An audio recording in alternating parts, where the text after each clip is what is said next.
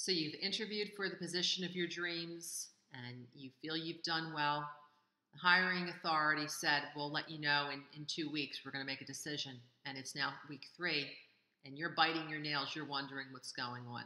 What should you do? Is it appropriate to follow up? Is it appropriate to go down to the prospective employer and go into human resources or try to meet with the person that you interviewed with? Should you send an email? Should you do nothing?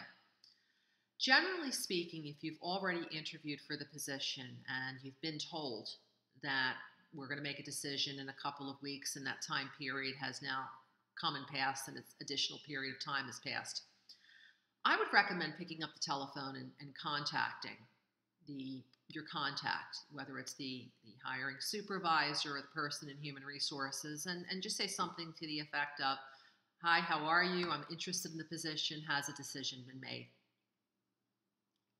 What if you've sent in a resume or you filled out an application and you haven't gotten to the stage where you've interviewed?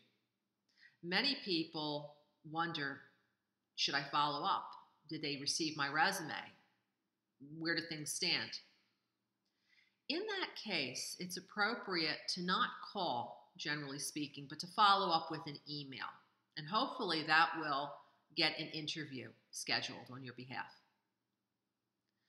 But this brings us to the next point, which is I recommend that you not suspend your job search strategies until such time that you've been hired, you've gone through all of the hoops that you have to go through, all of the pre-employment screenings, and you've received your offer letter. At that point, it's appropriate to stop looking, because until you've been hired, you haven't been hired. And unfortunately, some people are just overly anxious. They fall in love with one particular job.